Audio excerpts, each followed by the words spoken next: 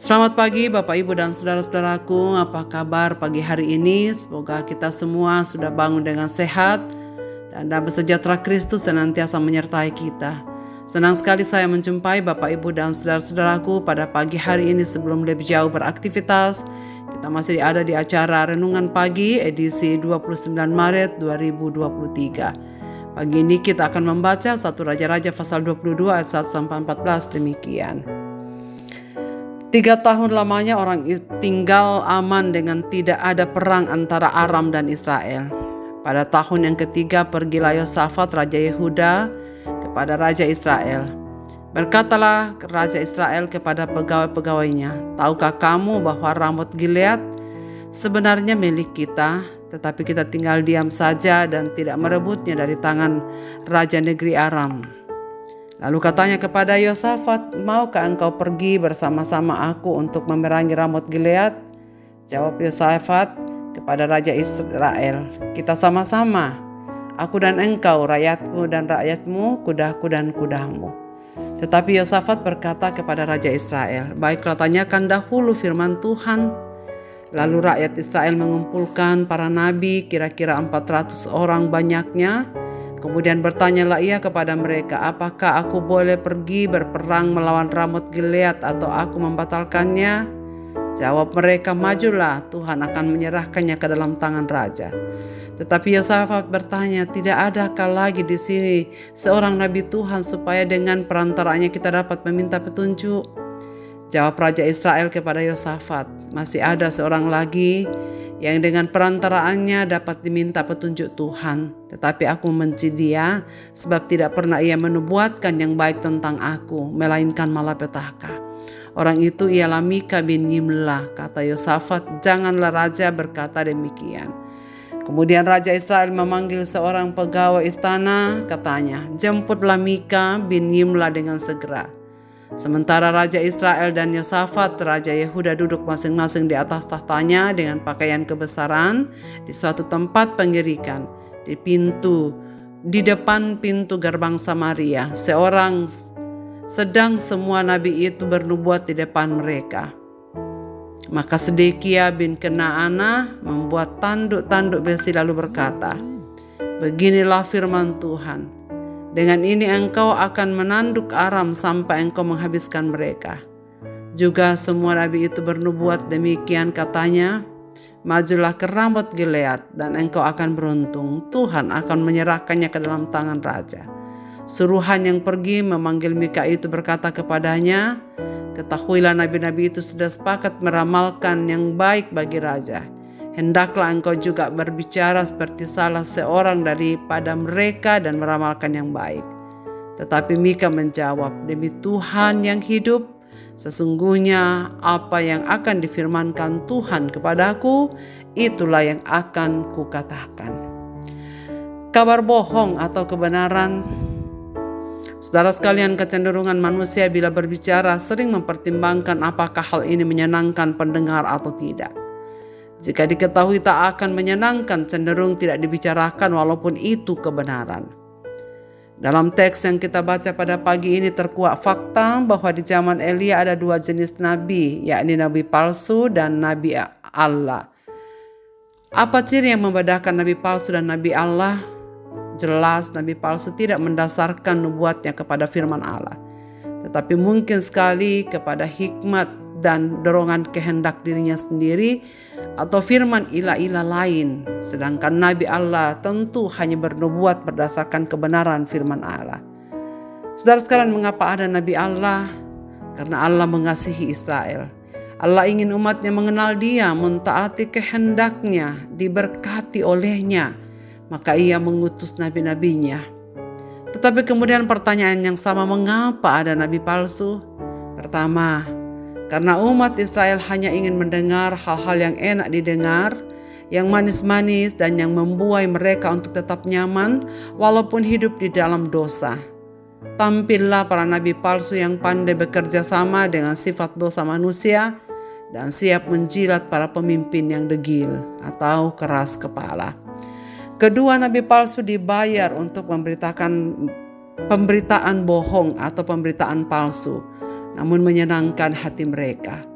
Oleh sebab itu pekerjaan nabi palsu pasti diinginkan orang, terutama mereka yang pintar ngomong, jago berpidato untuk membuai dan memanipulasi pikiran dan perasaan orang lain. Pasti bayarannya pun tinggi, apalagi kalau mereka disenangi oleh para pemimpin.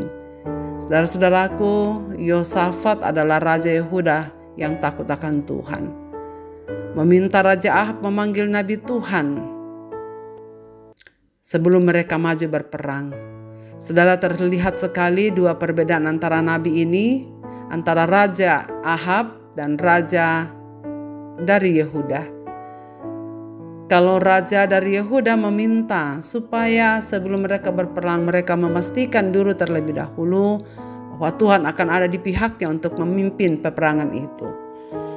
Tetapi Raja Ahab sama sekali tidak pernah melibatkan ataupun meminta petunjuk Tuhan sebelum mereka turun ke lapangan.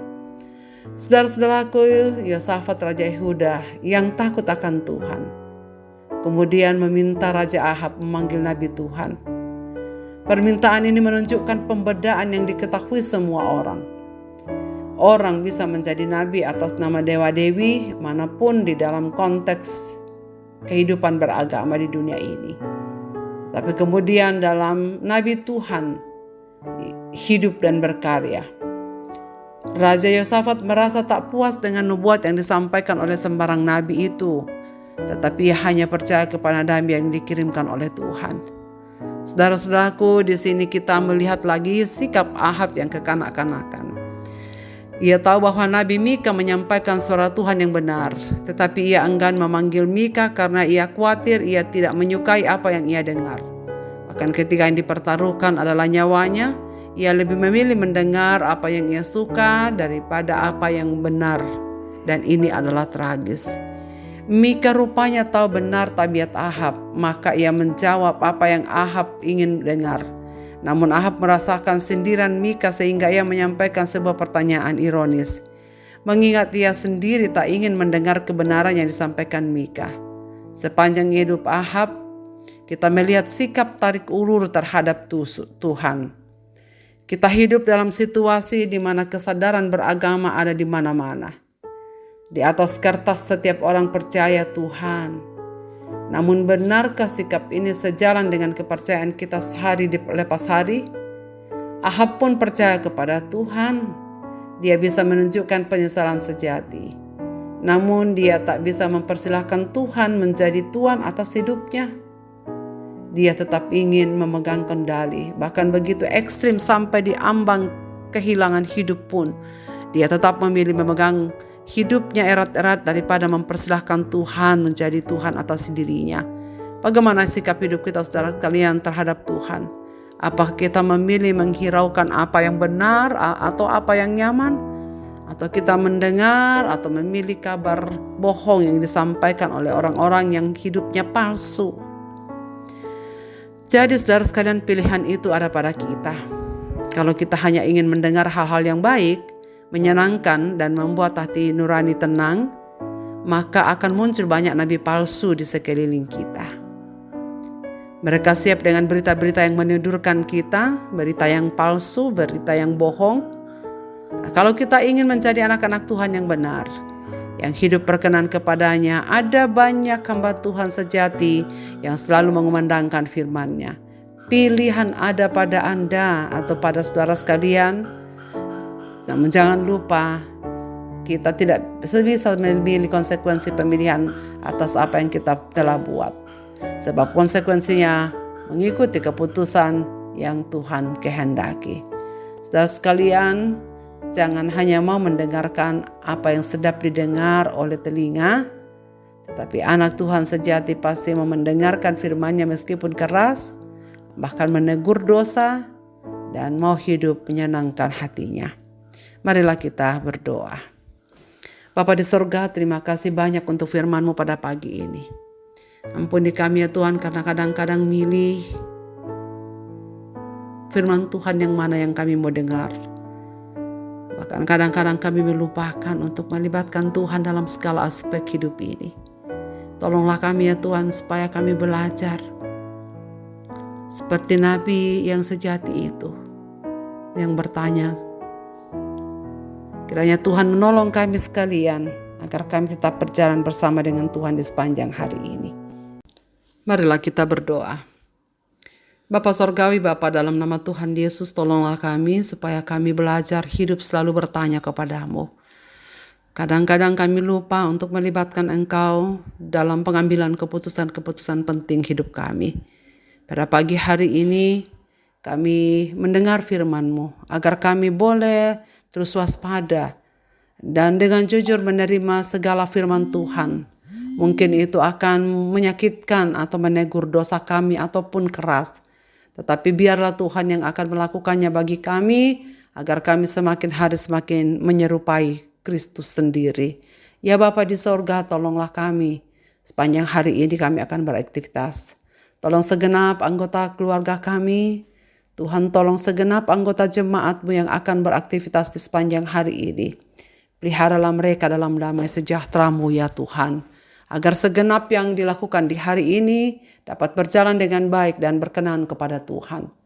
Kami mendoakan pendengar renungan pagi ini dalam segala keadaan mereka. Yang susah hati, Tuhan memberi penghiburan. Mereka yang sedang bergumul untuk mencari sekolah-sekolah yang baru kelak nanti untuk tahun ajaran baru ini, ataukah perguruan tinggi, kiranya Tuhan yang akan membuka jalan supaya anak-anak kami pada waktunya menemukan tempat yang layak bagi mereka untuk melanjutkan pendidikan mereka. Mereka yang sedang sakit, Tuhan yang akan menguatkan dan menyembuhkan mereka sekalian. Bapa Surgawi, inilah doa kami. Kami taruhkan hidup kami dalam tangan pemeliharaan-Mu untuk sepanjang hari ini. Dan biarlah Tuhan selalu berkarya atas kehidupan kami. Dengar doa kami Bapa, dalam Yesus Kristus kami berdoa. Amin.